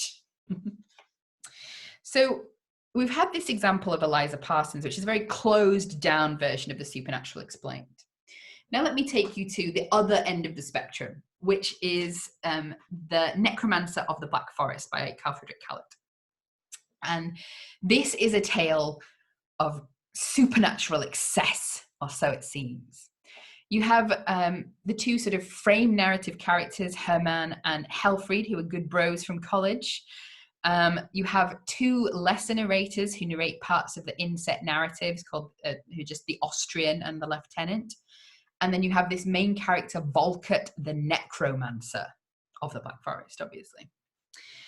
And you have each of these characters, apart from Volkert, going through a series of excessive supernatural encounters. So we open with Helfried saying, look, this crazy thing happened to me. I was in this town and, I lost my money, and then this guy knew where it was miraculously, and then my mum came and visited me, but she's dead, so that was weird. And then this necromancer came and offered me the opportunity to speak to the dead, but then I fainted and I woke up and there was no one there. And Hermann's like, oh, yeah, no, I think I might know what that's about. And when Helfried leaves, and Hermann gives him all of these letters, all of these accounts which detail what happened. And Hermann, if he's read the letters, he knows what happened to Helfried, but he doesn't tell him. He lets him wait right till the end. Hermann's story involves a wild hunt, which is a folkloric idea. You can see it a little bit in the background there. It's often connected to a demonic hunt, certainly a ghostly hunt. He goes to investigate it, though, and he ends up getting caught in this hideous trap and confronting a glowing ghost. With Hermann, when he's on this hunt, is a lieutenant that he just randomly met at an inn. So he's also engaged in the wild hunt, but we meet the lieutenant later as well when he tells us this story of a haunted inn. And then you have the Austrian, who has met Volkert before any of the other characters have, and possibly before they were born. And when he knew Volkert in the army years ago, there were rumors of a ghost raised from the dead, that Volkert was a necromancer. And so to sort of test this, he goes and asks Volkert to force somebody to their soul to cross time and space to chat to him, basically. And this happens, but it all goes sort of terribly wrong. There's also the haunted inn. In the end, all of these adventures, all of these happenings, all get resolved as being the work of Volkert, something that is revealed at the haunted inn. But what are the strategies going on here? What's going on narratively, effectively, theologically? Well, there's this whole theme throughout, and I think it's quite a cruel book, that a fool deceives himself. The lieutenant, right at the beginning of the story, says it's either deceit or the effects of a deluded fancy. None of this is real. But as he goes on and he puts himself more and more into this supernatural world, he goes to investigate, he checks it out. By the end, he's sort of on the position of, well, then again, maybe. And this is what the narrative essentially does to us as well. We start off being warned, we don't believe in the supernatural, but then we're confronted with it again and again and again, seemingly inexplicable events. But what is pointed out with the lieutenant and what is pointed out with us, and why I call the book a little bit cruel, is that it mocks you because it says you're doing this to yourself. You're forcing yourself into error. It's your fault. Everything that happens, it's your fault. And in the lieutenant's case, what happens is a massacre because of his ghost belief. The wild hunt, after they've been discovered, they just commit a genocide of the local village, basically. The Austrian is also a kind of very extreme form of this idea of self-deception and superstition. He says that he's always treated with scorn such supernatural events. He believes nothing that he's not seen. And he says, let us make a trial of how far the common talk of his supernatural arts deserves to be credited when he's a young man. And that's when he gets Volkert involved with trying to get the soul of this young man to visit them. And there's a lot of fallout from that. But ever since that moment, he was a true believer. But of course, he was wrong. And what this text underlines again and again and again is opening ourselves to belief is dangerous and stupid. But most of all, dangerous. And it becomes a form of addictive and obsessive self-deception. So when he finally finds out that Volkert is a fraud, he gets on his knees in front of him and he begs him. He says, I will forgive thee. I will pronounce thee my benefactor, my savior. Only speak and tell me I am not deceived. So there's this sense in which, he's put all of his understanding of the spiritual into this belief in this man and his spiritual powers. He's put all of his belief into this framework and it's just crumbled from without him. But it's also his own fault. He put himself in that place of danger. So there's this investigation of self-deception, but there's also, particularly in this book, a refutation of Catholic thought and belief. You see this use of the explained supernatural to critique Catholic uses of belief and kind of frameworks of belief in other texts, such as the Italian, where, as I said, Vivaldi is sort of fooled by these pretend ghost monk people. And at the end, the villain Scudoni is like, well, yes, of course, you were so easy because of your greatest weakness. And Vivaldi says, and what do you term my prevailing weakness? Well, a susceptibility which renders you especially liable to superstition, replied Scudoni. So this idea of the superstition that Vivaldi has, he's a superstitious guy, credulous, fearful, has opened him up through sort of ghost stories and pretend ghosts to the manipulation of the Catholic Church, to external manipulation. Within the Necromancer of the Black Forest, this is all internal, but it's dire. It's not just about material losses. The lieutenant at one point lets Volkert go because Volkert saved him from something. And he says, I fear lest I may drag into the gulf of perdition many of my fellow creatures. This isn't just a case of Volkert's ending up a murderer. This is the case of, to believe in him is to damn yourself, is to condemn yourself. And you have here a very strongly Protestant text within a framework which you see hinted in that second quote there. Helfrid too is awaiting the solemn morn of resurrection, a theology in which there is no space between death and judgment. There's no existence before the final judgment day after you die. But the emphasis here is on internal error and the way in which we deceive ourselves. So before I go on to talk about Anne Radcliffe and her mode of the supernatural explained, I'm just going to pop this critical concept out there for you. Most of you may have heard of Sven Dodderov and the fantastic before, I imagine, partly because I mention him all the time. But Sven Dodderov has this idea of the fantastic that basically it's when a person experiences an event and you have to opt for two possible solutions. Either you're the victim of an illusion of the senses, or it's a product of the imagination, and the laws of the world remain the same, or the event did take place and it's part of reality and the laws of the world are not what you thought they were. In other words, you have to choose between a sort of rational, non-supernatural explanation, or it was real, it happened. And so he defines the fantastic as the hesitation experienced by a person who knows only the laws of nature, confronting an apparently supernatural event. That space of hesitation between a supernatural and a natural explanation. Now, Eliza Parsons just doesn't have that. Friedrich Callett in The Necromancer extends it artificially right to the end of the novel, even though most of the mysteries could have been resolved straight away. It's extended artificially, and it forces you into a form of belief. It tricks you into believing in a way which mocks you for that belief. But in Anne Radcliffe, we find a use of a fantastic and often a prolonged fantastic hesitation for more positive theological purposes. So, an effective theology of hesitation, that's me bringing up the theology for you guys. So what is an effective theology when it's at home? Well, effective theology refers to the use of emotion to enforce or reinforce theological arguments. So you can think of the way in which hymns are used quite often to engage with you emotionally in order to teach or reinforce different theologies and doctrines. What's it got to do with fantastic hesitation and Anne Radcliffe? Well, by elongating fantastic hesitation and that indecision and uncertainty, it creates doubt, inquiry, uncertainty, which can outlast the text. And this is a comment that comes up in a lot of contemporary reviewers. It's a complaint usually, but I don't think they realize, well, I don't think there's this engagement with the fact that it's perhaps deliberate. But this hesitation forces you to engage with extra fictional strategies of interpretation.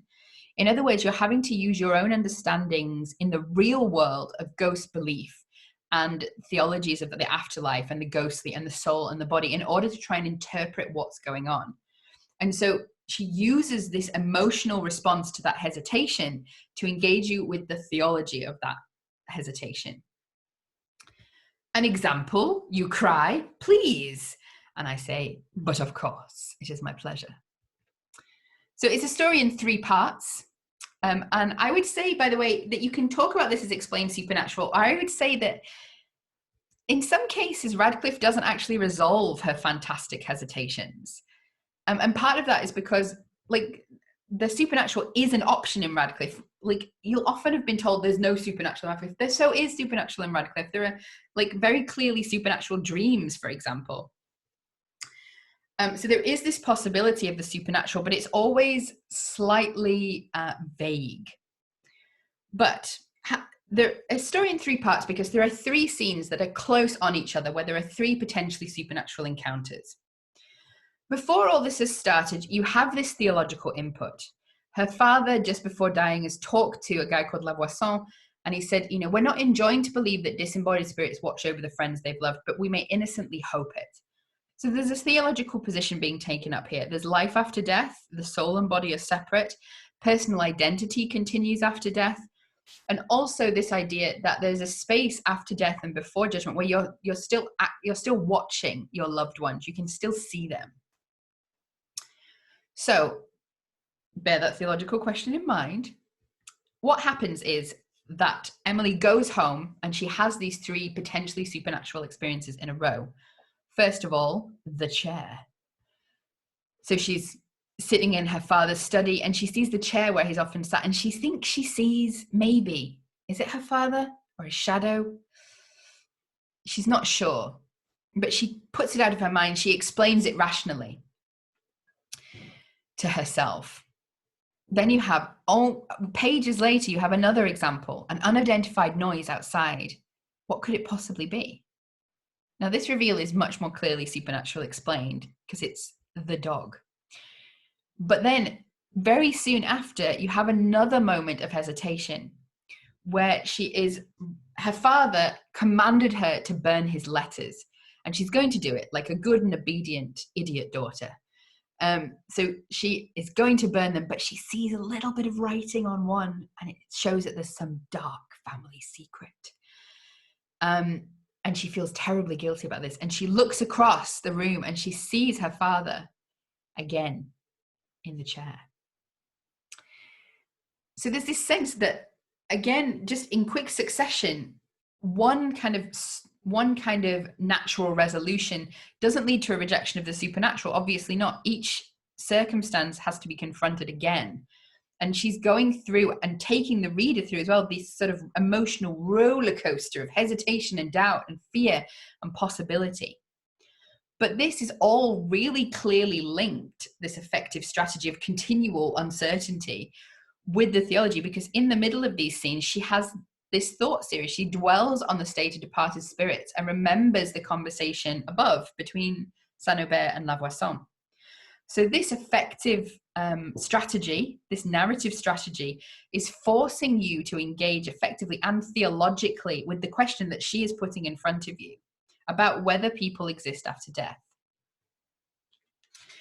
So let me just briefly recap those in case you didn't get them. In Eliza Parsons, you have a rejection of fantastic hesitation and a view of providence where there's no place for the ghost, although there might be demons.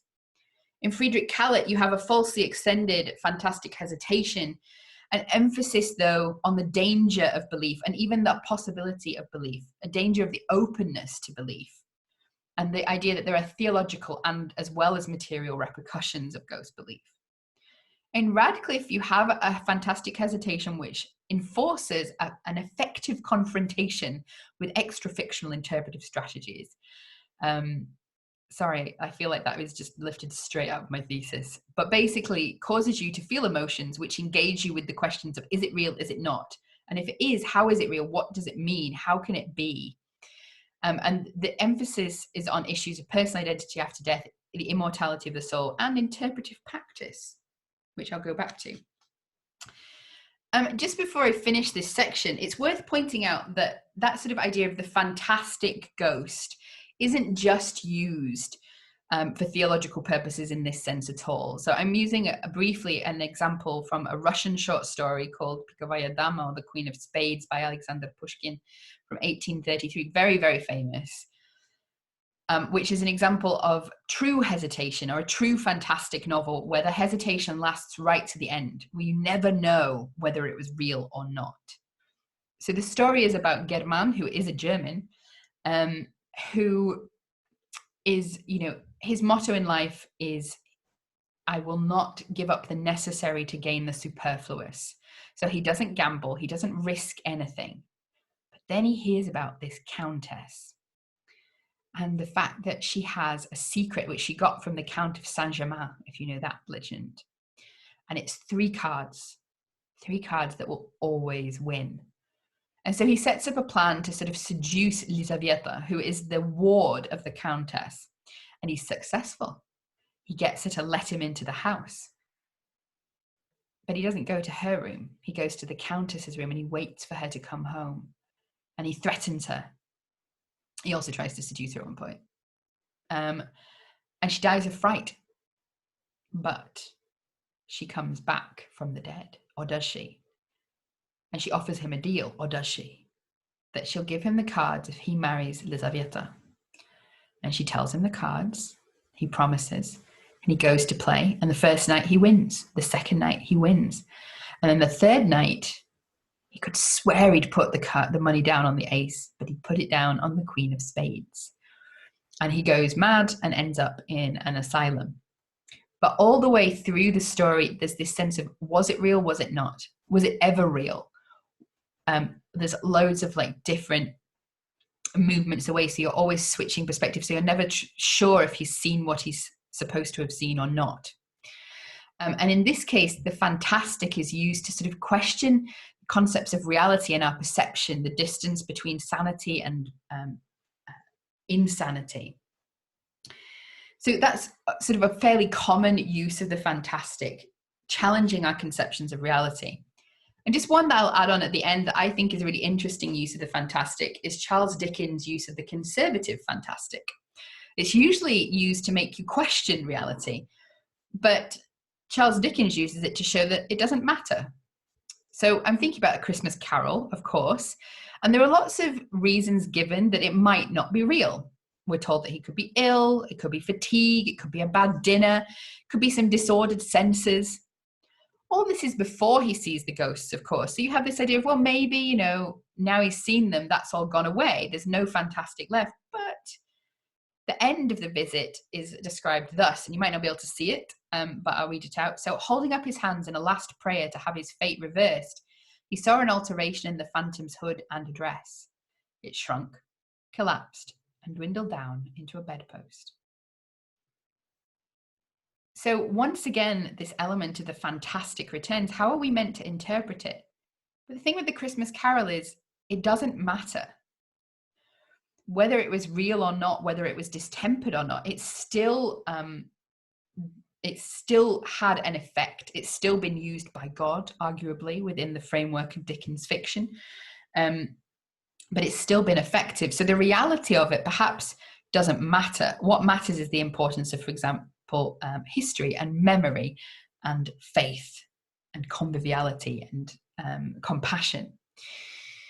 So it's just an interesting use to me of the fantastic in those ghost stories. And I've just skipped over into the Victorian period, but we're going to stop there for our second lot of questions. I don't want to get too excited about the Victorian period yet. So there we go. Okay. Hello. Does anybody have any questions?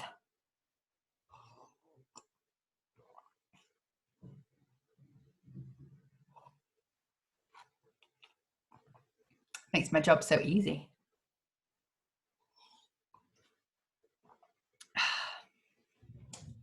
No?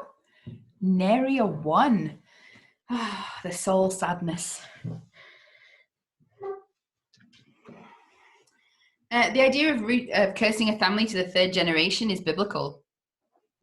It's from the Old Testament, right from the Genesis. So yeah, I mean, it might well have been used in Greek tragedy as well, but that idea is sort of really strongly rooted in biblical teaching. And as I sort of mentioned and discussed last week as well, really integrated with kind of indiscernible in Christian theology from conceptions of original sin and universal total depravity.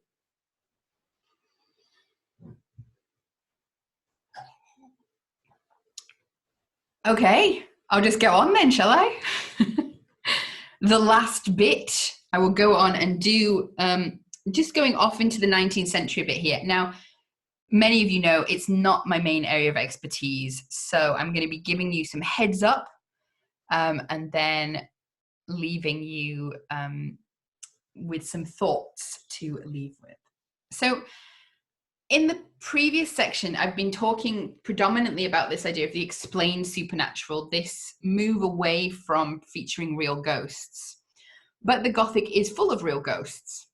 We've already talked about the Castle of Otranto and the Old English Baron, one of which uses ghosts as an agent of theological critique. One of them uses ghosts to represent existing ghost beliefs. But we also find the real supernatural being used for lots of different, often theological purposes or ideological purposes. And one of my favorite examples of this is Radcliffe's Gaston de Longueville. So those of you who are familiar with Radcliffe, quite often nobody bothers to mention the fact about Gaston de Longueville, which was published posthumously in 1826, but is like a phantasmagoria of the supernatural. It's incredibly over the top. You'll read some textbooks and it's like, oh yes, it's a very mild form of the supernatural. And I don't know what people are reading because it's not the same book as me. But you have a ghost knight who looks very much like Geralt of Rivia there in my imagination, who beckons, glows, he glowers, and he points somebody to death at one point. You also have a mysterious disappearing minstrel and his magical pageant. You have magical appearing and disappearing blood showing the guilt of Gaston de Longueville for the murder of a merchant, for the murder of a knight, sorry. Then you have justice appearing on a fiery sword, and then it appears in blood on the same sword. You have magic music, repentant ghosts, moving tapestries, dissolving corpses, disappearing jewelry, magical amulets, disembodied voices. It's this explosion of the supernatural. So why? What's going on when Radcliffe is so famed for her down key interactions with the supernatural?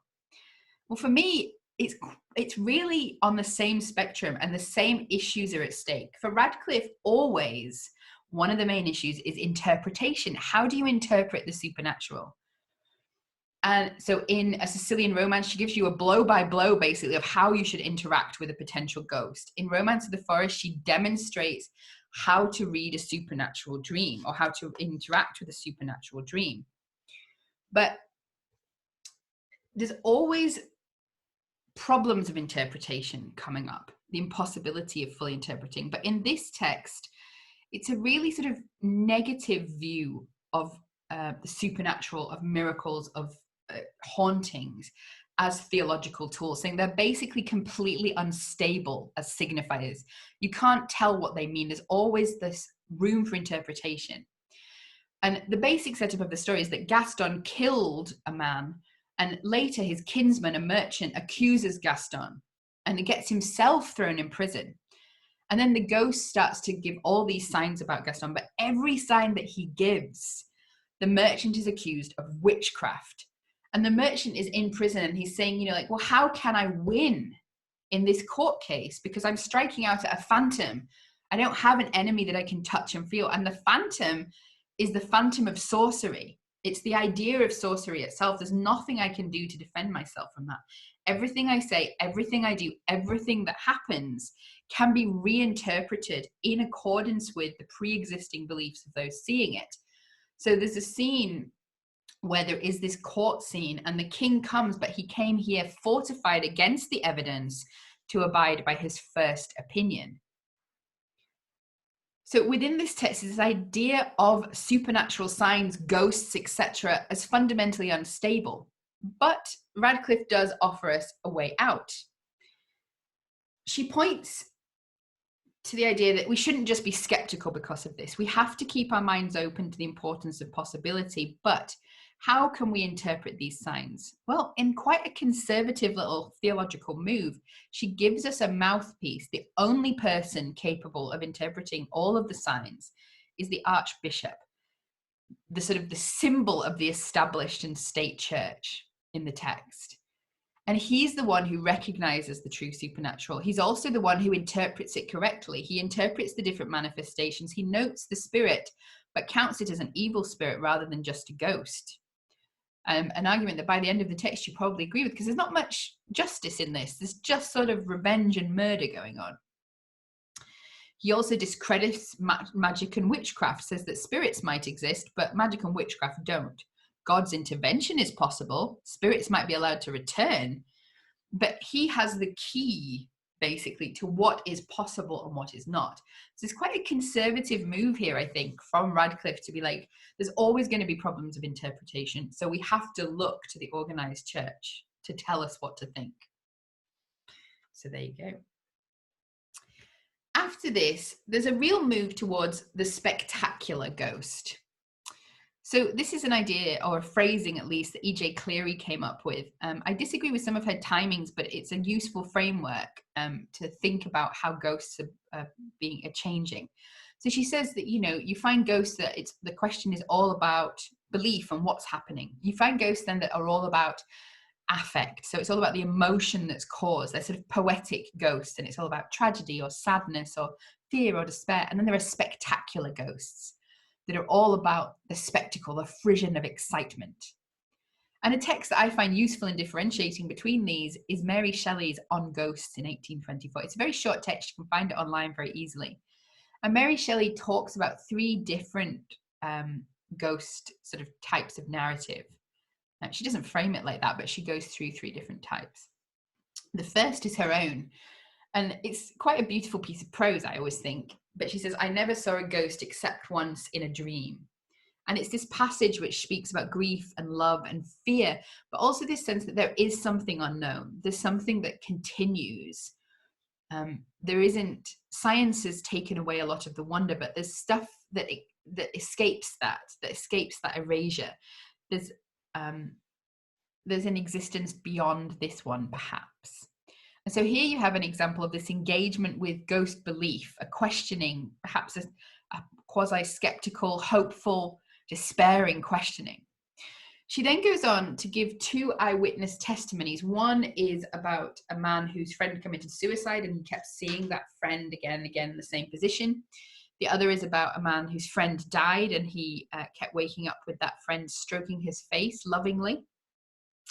Bros being bros. And then you have her sort of saying, well, these are reliable eyewitnesses. But here you have the use of ghost stories, like we saw in those ghost story kind of compendiums, where there's this like factional aspect to it. You're reading them, they're sort of engaging with the ideas, but the main part of it is like the emotion of them, the pathos or the tragedy or the fear. She then goes on to show us what is a completely spectacular tale. And she talks about a Matthew Lewis story full of demon cats. And a spectacular tale, as we see very clearly here, is a tale which there's no sense in which it's trying to engage with your extra-fictional strategies. There's no sense in which it's trying to engage with extra-fictional belief. It only exists within the world of the book, within the frame of the story. So we see spectacular ghosts really coming to the fore as we're leaving this early Gothic period. For example, in Matthew Lewis and the Monk, I said we'd get back to it. So in one of the subplots, or in the main subplot, which I've not really talked to you about, we have Raymond and Agnes, the star-crossed lovers. And Agnes is being held in her castle by her relatives, and Raymond wants to rescue her, and they come up with this plan together. So the family has a legend that there's a bleeding nun that appears once a year at a particular time, takes a particular route out of the building, and so they decide Agnes is going to dress up as the bleeding nun, escape the castle, and they're going to run away together into bliss and excitement. Doesn't quite go according to plan, because Agnes doesn't come out of the castle, the actual bleeding nun does. Or the bloody nun, as I miscalled her on my slide, which I will definitely get right before I put it up on SlideShare. And the bleeding nun is this sort of grotesque, and she embraces him and they kiss, and he has this reaction. It says, he gazed upon the spectre with horror too great to be described, and his blood was frozen in his veins. So here you're really seeing this, what the spectacle is about. So with the Radcliffean Gothic, we remember that difference between terror and horror that we've talked about before. Terror opens the mind, leads you into curiosity. You're wondering what it is. And that's what we see in Radcliffe. But here, there's no wondering, there's no wonder, there's no kind of curiosity. There's just plain horror that freezes the senses. That's just like a shock of feeling, but doesn't force us to think about, the beliefs engaged with this ghost. So you have this sort of move towards the spectacular ghost going on, and you find that as well in the sort of the rise of these entertainments, these spectacles in the period. So I've got the Phantasmagoria there on one side, which kind of projected these pictures often of hauntings and demons and stuff on the walls using lights and trickery.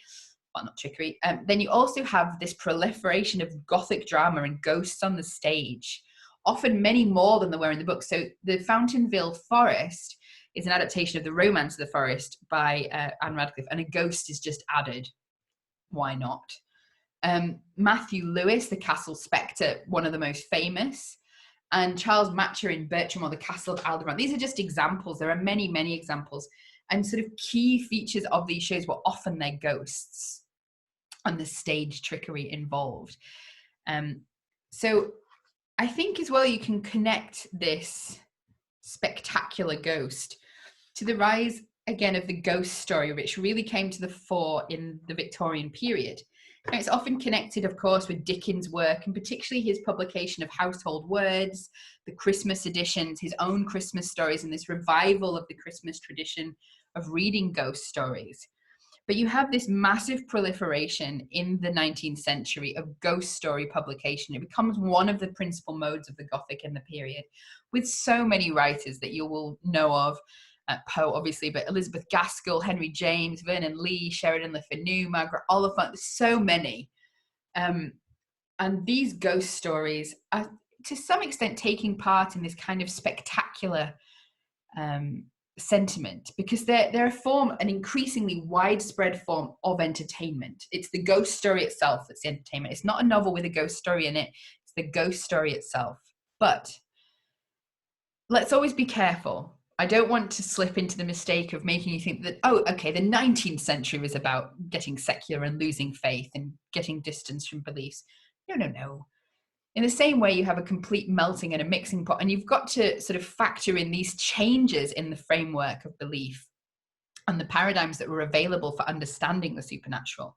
So you have the rise of spiritualism in the 19th century, of mediums, of ghost photography. There's an example at the bottom there. The Society for Psychical Research opened in 1882. And so you have ghost stories of many different types doing many different things with their ghosts. Some concentrating on the effective, the production of a particular emotion, some on creating fantastic narratives, some horrifying, some terrifying, some focusing on the aesthetics and the creation of feeling, some on the spectacular and the creation of shock, others creating interrogative texts which are querying the possibilities of the ghost and their existence. So just as you have in the 18th century, you're finding in the 19th century, ghost stories can perform a number of different functions and reflect and engage with contemporary belief in a number of different ways. The same as we find in the 20th century and the same as we find now. The ghost story is connected to the paradigms we have. They can be flipped, they can be critiqued, it can be made completely allegorical almost, but ghost beliefs offer us a way into investigating ghost stories as much today as they did in the 18th century, I would argue. So thank you for coming. I thought I would use this particular gift because I found it and I couldn't resist. And that's it. There's the bibliography as usual, but I'll pop that up on the slide share. So if anybody has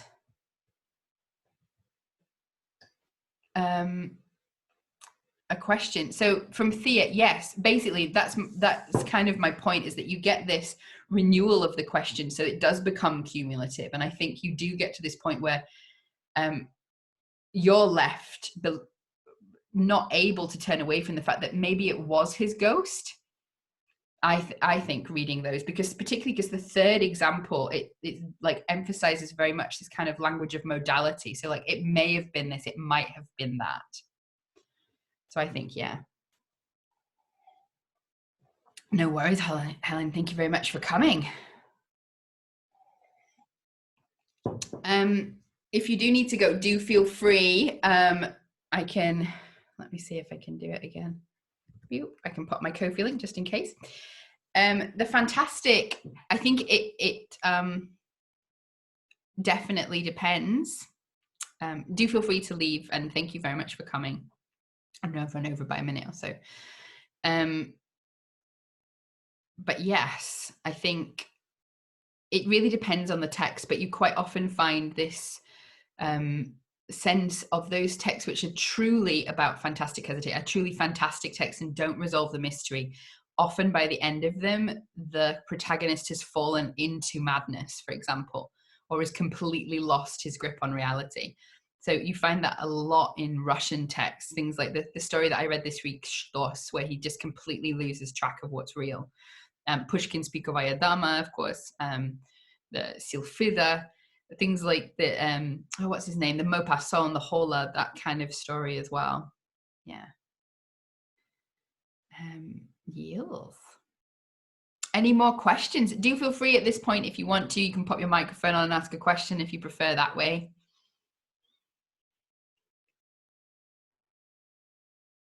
I was going to say that this fantastic hesitation, the light bulb went off because I once spoke with a voodoo Vaudin a priestess in New Orleans, and I asked her, if you put a curse on someone, what happens if they don't believe?